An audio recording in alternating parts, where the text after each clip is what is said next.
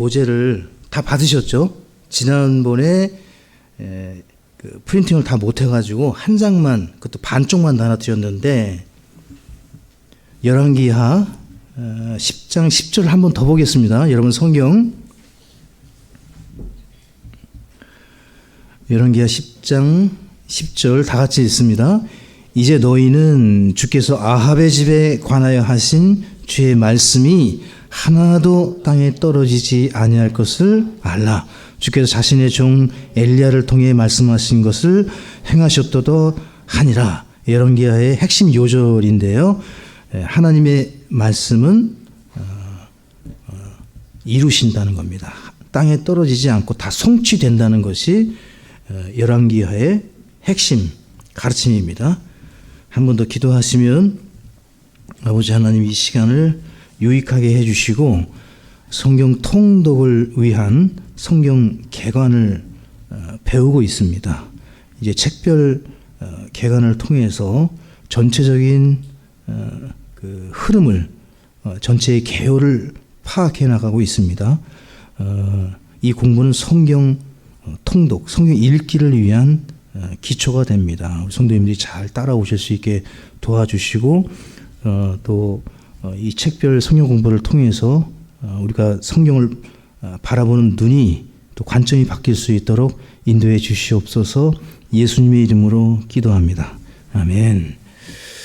크게 4개의 구조로 설명을 드렸습니다. 그래서 지난 시간에 16장까지 설명을 드렸습니다.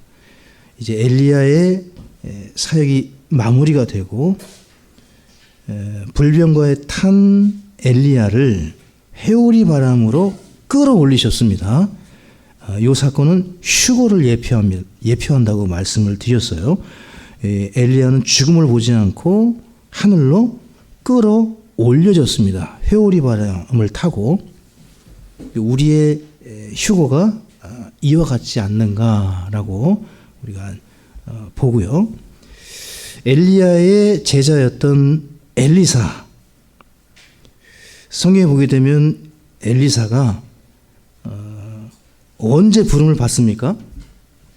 베드로, 야고보, 안드레, 베드로도 그렇고요. 베드로가 물고기를 잡고 있는 중에 부름을 받았죠. 그러니까 하나님이 부르시는 사람들의 특징 중에 하나는 현실의 직업에 열심을 다하고 있을 때, 거의 다 그런, 그러니까 한량들을 부르신 게 아니라 어부였지만 비록 그 직업은 누가 보더라도 천한 직업일 수 있지만 하나님께서는 외모를 보지 않으시고 그 속 중심, 이 사람의 열심, 엘리야는 열심이 특심이었던 사람이었고 엘리사는 12결의의 소를 가지고 일을 했던 사람이었습니다. 그래서 보통 12결이다 그러면은 쌍으로 6쌍의 소가 쟁기를 가지고 끌었다라고 생각하시는데 이번에 성지를 가서 이제 이 부분을 이제 설명을 드렸는데 6쌍의 소를 이렇게 하려면은 불가능하답니다. 보통 사람이 하기에는 이렇게 소몰이를 할 수가 없다는 거예요. 그러니까 12결의의 소를 교대로 2쌍씩 움직이면서 끊임없이 일했다는 거예요. 엘리사가 2결의의 소를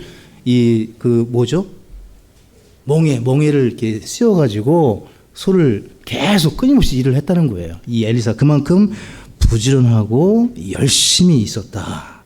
사역자의 기본은 충성, 열심입니다. 즉 머리나 IQ, 스마트함이 하나님이 쓰시는 게 아니라 기본적으로 충성입니다. 신실함입니다.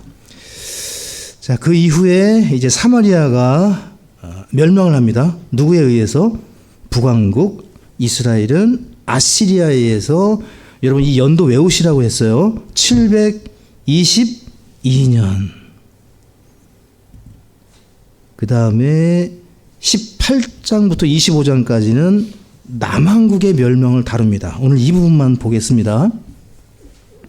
자, 남왕국은 북왕국이 멸망한 이후에 언제 멸망합니까? BC 586년. 그래서 이 두 연도는 꼭 외우셔야 됩니다. 다른 것은 외우지 않으시더라도 자, BC 1446년 외우셔야 돼요. 예, 이때가 출애굽한 연도입니다. BC 1446년. 모든 분들이 이 연도는 기본적으로 외우고 계시는 게 좋습니다. 그 다음에 대략 BC 1000년 다윗입니다. 그러니까 모세와 다윗과의 갭은 500년이에요. 대략 500년이에요. 솔로몬도 마찬가지고요.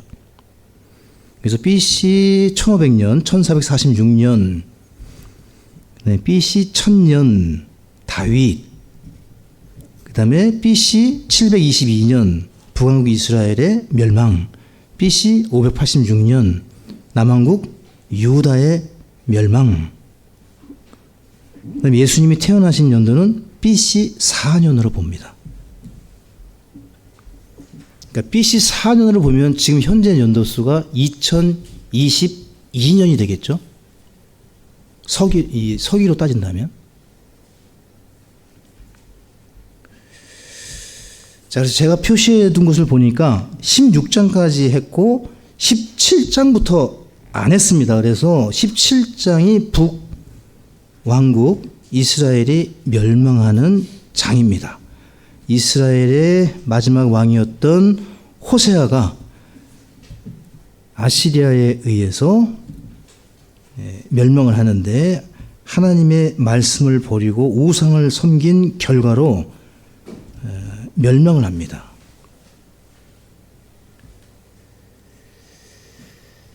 아시리아가 사마리아를 3년 6개월 동안 에워싸서 굶겨 죽입니다. 견디지 못하고 이 북왕국 이스라엘의 수도였던 사마리아가 역사에서 완전히 사라지게 되고요. 아시리아 민족과 북왕국 이스라엘 10지파의 민족이 이제 국제 결혼을 통해서 혼혈 민족이 됩니다. 그래서 예수님 당시에 사마리아를 유대인들이 들어가지를 않죠. 사마리아를 통과해야 되겠는지라 하고 유대인은 사마리아를 지나가지 않았습니다.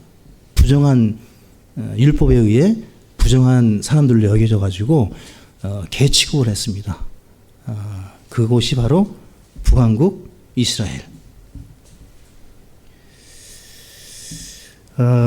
역대하 17장 7절과 8절을 찾겠습니다. 이게 북왕국 이스라엘의 멸망 원인입니다. 이 부분을 보고 18장으로 넘어가겠습니다. 역대하 17장 7절 8절을 보시면 같이 읽죠.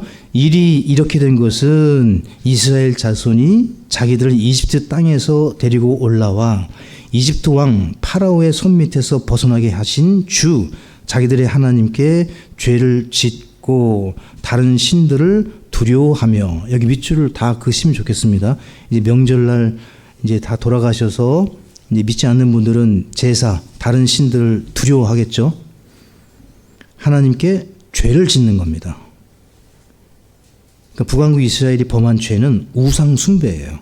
하나님을 두려워하지 않고 다른 신들을 두려워한 죄. 8절에 주께서 이스라엘 자손 앞에서 쫓아내신 이교도들의 법규와 이스라엘 왕들이 만든 그들의 법규들 안에서 걸었기 때문이더라. 두 번째 죄는 하나님의 법을 버린 겁니다. 하나님의 말씀을 버린 거죠. 자, 이제 18장부터 25장까지는 이제 유다가 멸망하는 일들을 기록하고 있습니다. 바벨론 포로까지 끌려가는 이 18장은 그 유명한 히스기야가 나옵니다.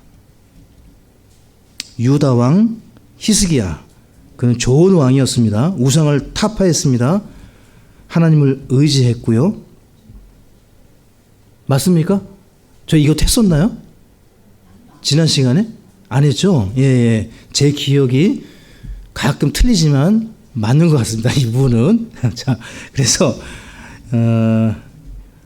자, 히스기야 왕 때 누가 공격해 들어옵니까?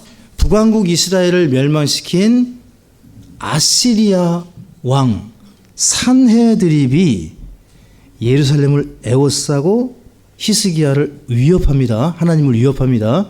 근데 재밌는 것은 산헤드립이 유대인들이 쓰는 히브리 말을 썼어요. 그래서 아시리아 말로 막 너희들이 이 아시리아 나 산헤드립을 이길 수 있는 사람이 누가 있겠느냐. 그래서 막 협박을 하면은 좀 덜 겁날 텐데 그들이 알아듣는 말로 협박을 한 거예요. 이 산헤드립 왕이. 그러니까 이스라엘 그 사람들이 얼마나 무섭겠습니까?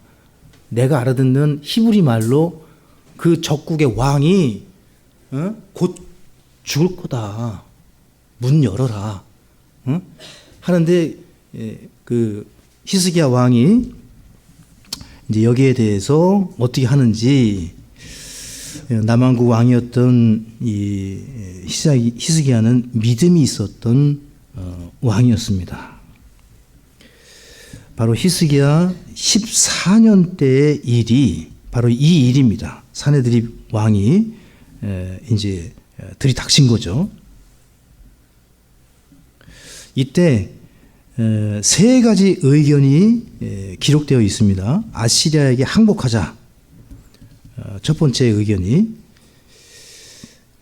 그 다음에 두 번째는 이집트의 원조를 구해서 저항하자. 세 번째가 이사야 선지자를 중심으로 주님께 기도하자. 이렇게 세 무리가 의견을 제시했죠.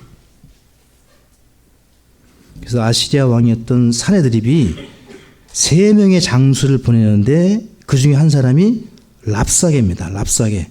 제가 잘못 설명했습니다. 산헤드린이 히브리 말로 한 게 아니라 이 랍사게가 한 겁니다. 랍사게. 예, 정정하겠습니다. 이 랍사게라는 장군이 유다 백성들을 끊임없이 그들이 알아듣는 말로 공격을 했는데 성경에는 이 랍사게의 말에 대해서 뱀의 혀와 같다고 표현하고 있습니다. 열왕기하 18장을 보시죠. 33절에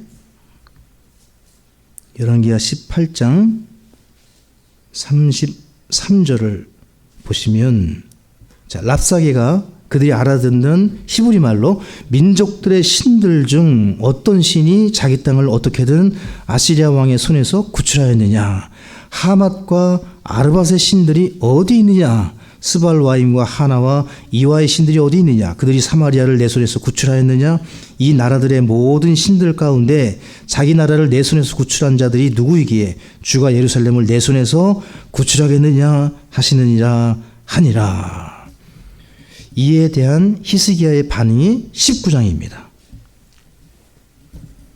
19장 1절과 4절에 보시게 되면 히스기야가 어떻게 하고 있습니까? 자기 옷을 찢고 굵은 배를 입고 주의 전에 들어갑니다. 그리고 대언자 이사야에게 기도를 요청합니다. 이것이 히스기야가 이 아시리아의 위협에 대처한 방법입니다. 먼저 자기 자신을 돌아봤죠. 자기 옷을 찢고 굵은 배를 입고 하나님 앞에 자신을 낮춥니다. 그리고 하나님의 사람 이사야를 불러서 기도를 요청합니다. 랍사게가 이제 편지를 보내요. 항복하라는 편지를 보내는데 히스기야가 그 편지를 들고 주의 전에 들어가서 펼쳐놓고 기도합니다. 하나님께 그 랍사게의 이 항복 문서를 하나님께 완전히 다 열어서 보여요. 이들의 상황, 그러니까 자신의 처지를 있는 그대로 하나님 앞에 다 펼쳐 보입니다. 하나님께 이것을 아뢰죠. 다른 사람에게 아뢰는 게 아니라 하나님께 히스기야가 펼쳐놓고 통곡을 합니다. 통곡을 해요. 애통해하고 통곡하는 게 14절부터 19절까지 절체절명의 순간에 히스기야는 다른 누구에게 간 것이 아니라 하나님께 그리고 하나님의 사람에게 기도를 요청합니다. 하나님께서 그날 밤에 천사를 보내셔서 아시리아 군대 18만 5천 명을 쳐 죽이십니다. 그리고 아시리아 왕 사네립은 그 아들에 의해서 암살당합니다. 시편 46편 5절에 이 사건을 잘 표현하고 있습니다. 하나님께서 그녀의 한가운데 계시며, 이 그녀는 이스라엘 예루살렘이거든요. 그녀가 흔들리지 아니할 것이요 하나님께서 그녀를 도우시되 이른 새벽에 도우시리로다. 요 말씀처럼 하나님께서 18만 5천 명을 완전히 조용하게 다 쳐 죽이셨어요. 이스라엘 백성이 얼마나 쫄았겠습니까? 세상 말로. 그죠? 내일이면 죽는구나. 마지막 항복 문서를 주고 이제 항복하지 않으면 다 쳐 죽이겠다 그랬어요. 하나님이 똑같이 아시리아 그 군사들을 똑같이 쳐 죽이셨어요. 그 항복 문서대로 쳐 죽였어요. 이 글을 보게 되면 그 최후 통첩에 대한 히스기야의 반응을 주의해서 보셔야 됩니다. 성도는 어떻게 승리하는가? 하나님께 기도할 때 하나님이 하십니다. 그러므로 여러분과 제가 해야 될 일은 밤새 그 문제를 안고 기도하고 주님처럼 통곡해야 될 문제라면 부르짖어 기도해야 됩니다. 그리고 주님께 내 형편과 어려움을 그대로 다 아뢰셔야 됩니다. 이것은 내가 해결하고 이것은 주님이 해결해 주시고 이렇게 하시면 안 되고 전부 다 주님께서 해결하시도록 맡기고 해나가셔야 돼요. 풀어갈 일들을. 그러니까 내 일이 따로 있고 하나님의 일이 따로 있다? 절대 안 됩니다. 우리 성도님들이 모든 걸 다 오픈하셔서 하나님이 다 그 사람이 무엇을 볼까요? 믿음입니다. 그 속에 있는 마음입니다. 자, 20장으로 넘어갔으면 히스기야가 생명 연장의 기도를 드리죠. 그래서 무려 15년을 보너스로 받습니다. 이게 문제입니다. 저 개인적으로는 이 부분이 좀 아쉽습니다. 히스기야가 허락된 생명을 그냥 그 15년 안 살고 그냥 죽었으면 어땠을까.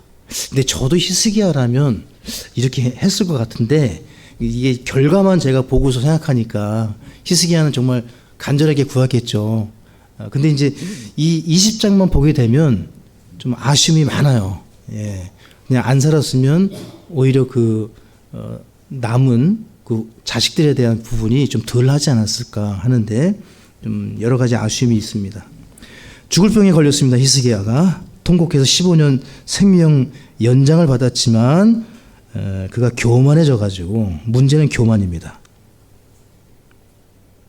하나님께서 은혜 가운데 15년을 연장시켜 주었는데 20장 15절을 보시면 기록된 말씀에 의하면 히스기야의 마음이 병이 낫고 난 후에 높아집니다.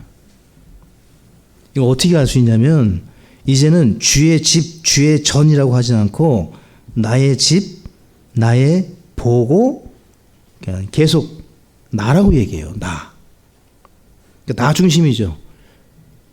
오전에 설교 말씀이 주를 위해였잖아요. 나를 위해가 아니라 전형적으로 지금 히스기야가 정반대의 입장에서 지금 하나님께 나아가고 있어요. 자기를 높이는 일에 여념이 없어요. 히스기야가. 신기합니다. 이해가 안 됩니다. 그렇게 겸손했던 왕이 왜 이렇게 변했을까?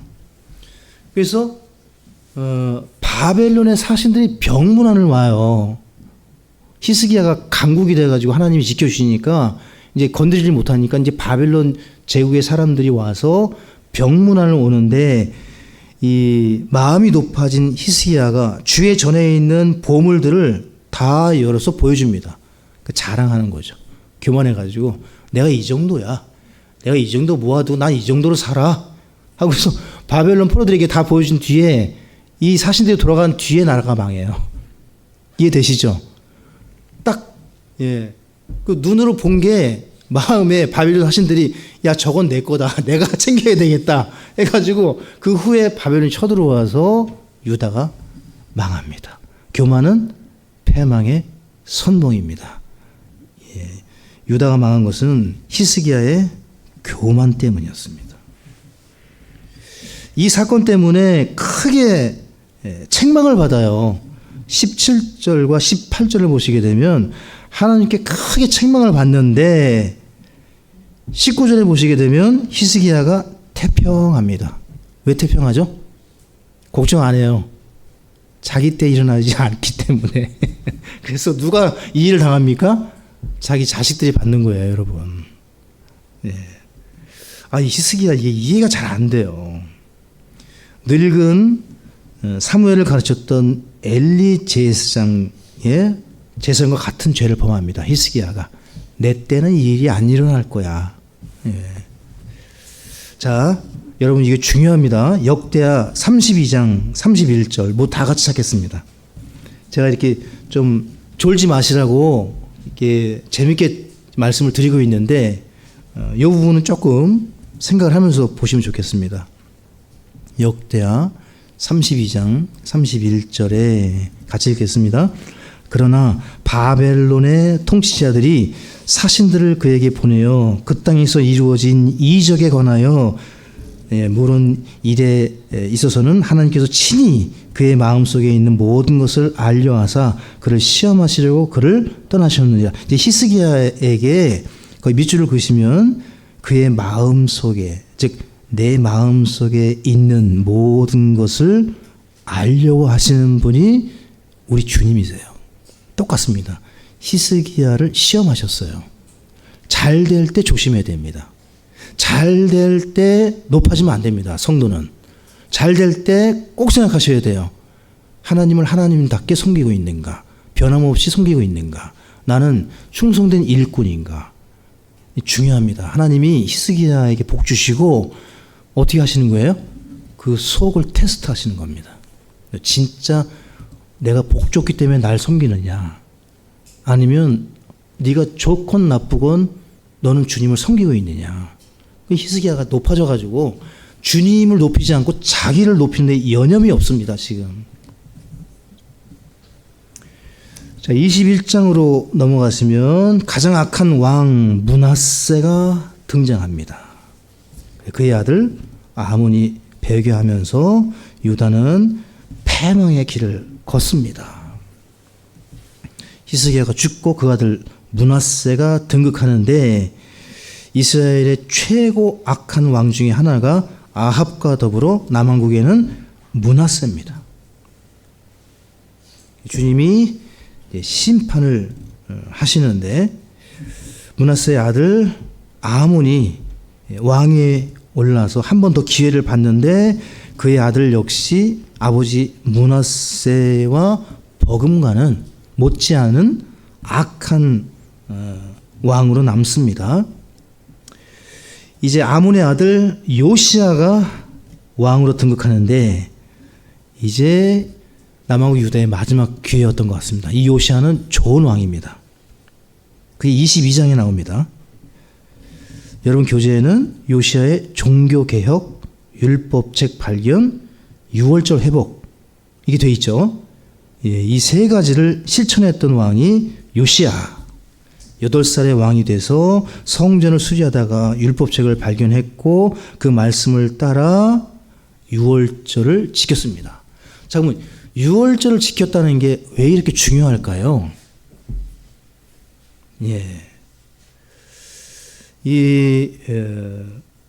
유월절, 즉 모세의 출애굽 때부터 지켜졌던 유월절, 바로 하나님께서 구원주, 구속주, 바로 그들을 그 고난에서 건져낸 구원자라는 것을 잊은 거예요. 이 남왕국 유다의 죄 중에 하나는 하나님이 우리의 구원자라는 사실을 잊었는데 요시야가 그것을 발견한 거예요. 그래가지고 모든 민족들로 하여금 지키지 못했던 그 유월절을 다 지키게 한 겁니다. 그래서 요시야는 겸손했고요. 하나님 앞에 자신을 낮추었던 좋은 왕이었습니다. 그래서 선대가 아무리 죄를 짓고 그 죄가 쌓여 있다 할지라도 하나님 앞에 올바로 선 자는 하나님이 심판하지 않는다는 그런 교훈을 가르쳐주는 왕이 요시야입니다. 하나님이 아몬에서 끝내려고 했는데 아몬의 아들 8살짜리 요시야가 등극해서 다시 개혁을 하는 거예요. 그래서 심판이 미뤄진 겁니다. 그렇지 않았더라면 더 일찍 망했을 거예요. 이 유다가. 그러니까 기간이 연장됐습니다. 그다음에 23장에서는 이제 우상이 척결되고 영적 부흥이 일어납니다. 요시야가 계속해서 정치를 개혁하고 23장 2절 보시게 되면 백성들에게 무엇을 가르칩니까? 성경을 가르칩니다. 왕이. 그리고 우상들을 혁파합니다. 5절과 6절에 남색하는 자들 다 쫓아내고 이교도들의 풍습을 근절시킵니다. 그리고 20절에 보시게 되면은 하나님께서 미워하시는 것들을 다 없애버리고 21절에 계속해서 유월절을 지킵니다. 그들의 구원자, 그들을 구속하신 주님을 잊어버린 죄를 요시야가 회복합니다. 자, 24절부터 25절은 말씀을 통한 영적 부흥에 대해서 가장 잘 보여주는 구절 중에 하나가 23장 24절 25절입니다. 성경을 통한 부흥, 말씀을 통한 영적 각성, 요시야 왕의 핵심입니다. 하나님의 말씀 없이 일어나는 부흥은 허무하게 사라진다는 사실, 말씀의 각성 없이 일어나는 회개는 아무 의미가 없다는 것을 요시야 왕을 통해서 배울 수가 있습니다. 자, 이제 거의 다 왔습니다. 24장은 유다가 몰락하는 장인데요. 자, 여호야김, 여호야긴, 이제 마지막 왕들의 모습이 보입니다. 바벨론의 속국이 되고 1차 포로 때 다니엘을 포함한 수많은 인재들이 어디로 끌려갑니까? 바빌론.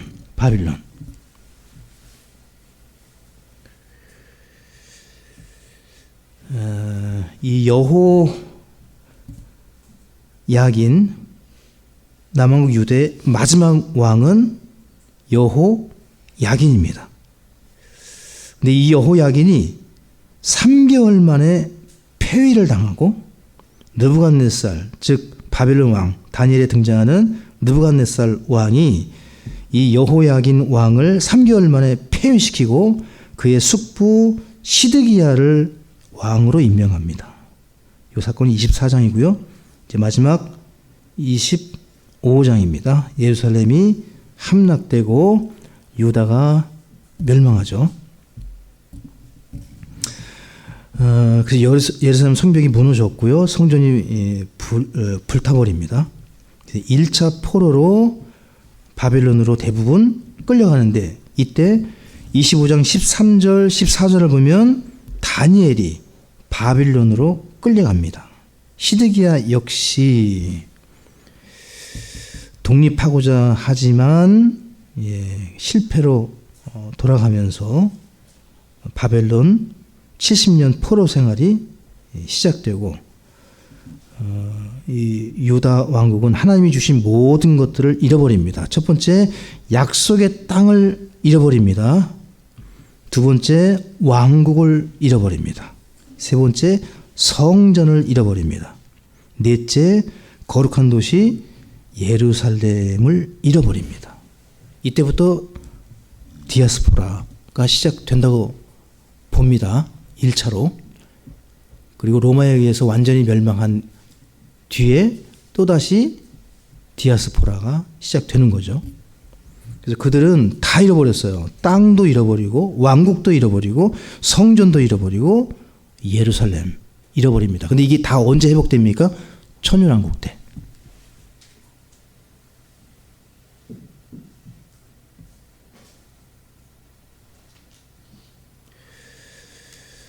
그래서 현재도 이스라엘이 짓는 죄 중에 현 시대에 이스라엘이 짓지 않는 유일한 죄가 있다면 우상 숭배입니다.